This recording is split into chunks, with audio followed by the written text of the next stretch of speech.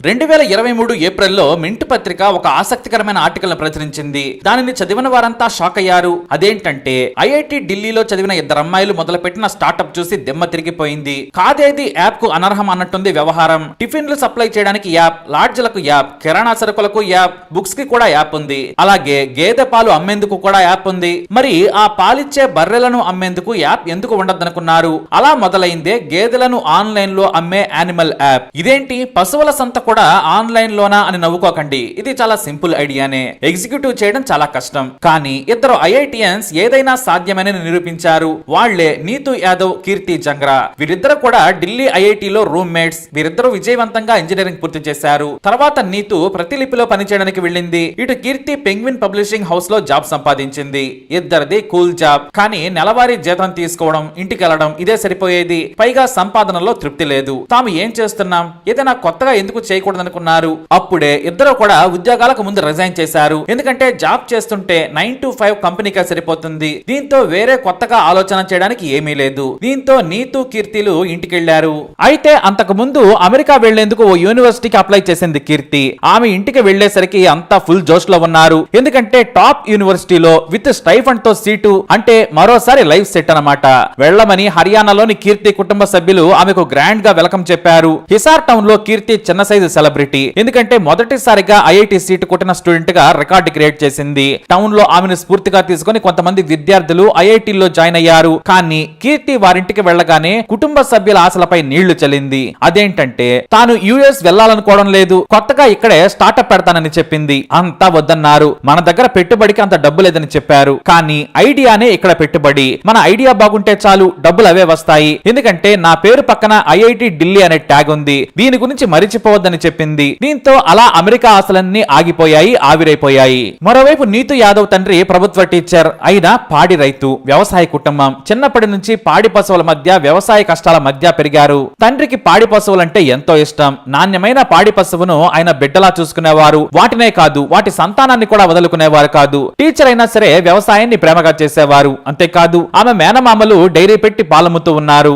అది కూడా ఒక ఆన్లైన్ మిల్క్ బిజినెస్ చేసే కంపెనీకి. కూల్ గా ఇంటికే వచ్చి పాలు తీసుకెళ్తున్నారు. ప్రతి నెల 30వ తేదీన డబ్బులు అడగకుండానే అకౌంట్ లో పడుతున్నాయి. వారి జీవితం బాగుంది. అయితే ఓ రోజున తన ఇంటికి ప్రాణ స్నేహితురాలైన కీర్తిని ఆహ్వానించింది నీతు. తన ఇంట్లోని పశువులను, మేనమామల వ్యాపారాన్ని చూపించింది. అయితే దగ్గరలోని సంతలో కొన్ని పశువులను అమ్మేందుకు నీతు తండ్రి వెళ్ళాడు. ఒక చిన్న మండల కేంద్రంలోని పశువుల సంత అది. అక్కడ వందల మంది వందల జంతువులను తీసుకొచ్చి అమ్ముతున్నారు. వాటన్నింటిలో మెజారిటీ గేదెల వ్యాపారమే. అయితే అక్కడికి తండ్రితో పాటు వీరు కూడా చూడటానికి వెళ్లారు. అక్కడ రేటు గురించి రైతులు నానా హంగామా చేయడం చూశారు. అయితే అవి చురుగ్గా లేవని కొంతమంది కొనడానికి ఇష్టపడేవారు కాదు. రోగం వచ్చిందని, పాల పొదుగు లేదని, తక్కువ పాలిస్తుందని కొనేవారు కాదు. కొన్ని పశువులను అయితే ఏకంగా జంతు మాంస వ్యాపారులు కొనేవారు. అప్పుడు రైతులకు చాలా తక్కువ డబ్బులు వచ్చేవి. అయితే ఇదంతా చూసిన ఈ ఇద్దరికి మనం ఆన్లైన్ లో ఎందుకు పశువుల సంత పెట్టకూడదు అనుకున్నారు. అంతేకాదు అమ్మే రైతుకు, కొనే రైతుకు ఇద్దరికి న్యాయంగా మధ్యవర్తిగా ఉంటే చాలా మంచిది కదా. దేశం మొత్తంలో కోట్లాది పశువులు రోజు అమ్ముతూ ఉంటారు, కొంటూ ఉంటారు. వారికి మనం న్యాయం చేద్దాం, రైతులు మోసపోకుండా వెటర్నరీ డాక్టర్ తో సర్టిఫికెట్ ఇప్పిద్దామనుకున్నారు.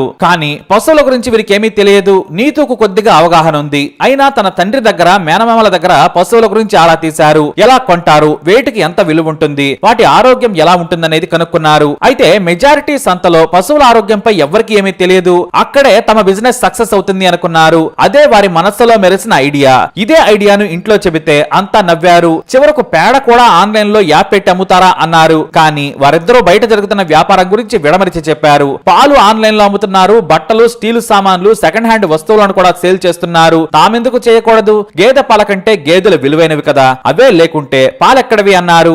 అది విన్న కుటుంబ సభ్యులు మీ ఇష్టమని చేతులెత్తేశారు. అలా వారిద్దరూ బెంగళూరులో 11,000 రూపాయలతో ఒక గదిని అద్దెకు తీసుకుని యానిమల్ యాప్ స్టార్ట్అప్ ను మొదలు పెట్టారు. మొదటి ఏడాది యానిమల్ యాప్ ద్వారా కేవలం 5 లక్షల వ్యాపారం మాత్రమే సాగింది. దేశంలోని కొంతమంది రైతులు డౌన్లోడ్ చేసుకుని అమ్మారు, గేదెలను కొన్నారు. దీంతో ముందు రాజస్థాన్ లో పశువులను అమ్మేందుకు, కొనేందుకు తమ యానిమల్ యాప్ ను కొంటున్నారని అక్కడ కాస్త పబ్లిసిటీ చేశారు. ఎలాగంటే ఒక పశువును అమ్మాలనుకుంటే వెటర్నరీ డాక్టర్ సర్టిఫికెట్ ను అప్లోడ్ చేసి ధరను నిర్ణయించుకోవాలి. ఆ తర్వాత ఇద్దరు మాట్లాడుకోవచ్చు, మీకు నష్టం ఉండదు, మాకు పెద్ద మొత్తంలో లాభం అక్కర్లేదని చెప్పారు. చాలా నామమాత్రపు కమిషన్ తో మీరు వ్యాపారం చేసుకోవచ్చని చెప్పారు. ఒకరి తర్వాత ఒకరు మౌత్ టాక్ తోనే రాజస్థాన్ లో ఎంతో మంది రైతులు యానిమల్ యాప్ ను డౌన్లోడ్ చేసుకుని లబ్ధి పొందారు. మరీ ముఖ్యంగా ఆరోగ్యకరమైన మోసం లేని పశువులను కొన్నారు. ఇలా నార్త్ లో లక్షల మంది రైతులు ఈ యాప్ ను డౌన్లోడ్ చేసుకున్నారు. ఒకే ఏడాదిలో 7 కోట్లకు పైగా లావాదేవీలు కూడా జరిగాయి. ఫైనాన్షియల్ ఇయర్ లో కంపెనీకి దాదాపుగా 4 కోట్ల ఇన్కమ్ వచ్చింది. ఇందులో డైరెక్ట్ సేల్స్ కాకుండా సజెషన్ సేల్స్ ద్వారా కూడా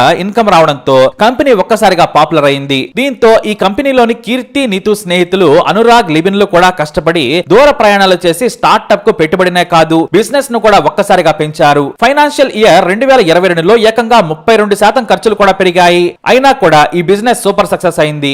ఈ విజయంతో ఏకంగా ప్రతిష్టాత్మకమైన నెక్సస్ వెంచర్స్, బి నెక్స్ట్, సికోయియా కంపెనీలు కలిసి 100 కోట్ల మేర ఇన్వెస్ట్ చేశాయి. దీంతో ఇప్పుడు దేశవ్యాప్తంగా ఆన్లైన్ సంత అయిన యానిమల్ ను విస్తరించేందుకు ఏర్పాట్లు చేసుకుంటూ ఉన్నారు. అంతేకాదు ఈ కంపెనీ విలువను దాదాపుగా 900 కోట్లకు విలువ కట్టారు. దీంతో ఒక్కసారిగా ఈ యానిమల్ యాప్ సెన్సేషన్ గా మారింది. ఇద్దరు ఐఐటి చదివిన అమ్మాయిలు పశువులను ఆన్లైన్ లో అమ్మాలనే ఆలోచన ఇప్పుడు అందరినీ ఆశ్చర్యానికి గురి చేస్తోంది. అంటే ఏదైనా ఇప్పుడు మన దేశంలో వ్యాపారానికి అనువేనని ఇది నిరూపించింది. లేకుంటే పశువులను ఆన్లైన్ లో అమ్మడం ఏంటి, సక్సెస్ కావడం ఏంటి? అందుకే వచ్చిన ఆలోచన మంచిదనిపిస్తే వెంటనే ఎగ్జిక్యూటివ్ చేయాలంటారు. ఇందుకోసం ఐఐటి, ఐఎం లో చదవాల్సిన అవసరం లేదని కూడా వారే చెబుతున్నారు. ఎంతో మందికి ఈ ఇద్దరు అమ్మాయిలు స్ఫూర్తిగా నిలుస్తూ ఉన్నారు. ఎంత చదువు చదివి బర్రెలమ్ముతావా అన్నవారే ఇప్పుడు ఏ బర్రె ఎంత అని అడుగుతున్నారు. టీ షర్టు, జీన్స్ వేసుకుని పశువులు అమ్ముతూ అందరికీ షాక్ ఇస్తున్నారు ఈ ఇద్దరు అమ్మాయిలు. మరి ఈ ఇద్దరు అమ్మాయిల గురించి మీ అభిప్రాయాన్ని కమెంట్ ద్వారా తెలియజేయండి. ఒకటి మాత్రం గుర్తుపెట్టుకోండి, మీకు వచ్చిన ఆలోచన మంచిది అనిపిస్తే ఖచ్చితంగా ఎగ్జిక్యూటివ్ చేయడానికి ఇదే సరైన టైం. జస్ట్ ఒక మంచి ఐడియా చాలు, దాన్ని ఎగ్జిక్యూట్ చేస్తే తప్పకుండా మీరు సక్సెస్ అవుతారు. ఇది మాత్రం గుర్తుపెట్టుకోండి. వీడియోని లైక్ చేయండి, షేర్ చేయండి, మా ఛానల్ ని సబ్స్క్రైబ్ చేసుకోండి.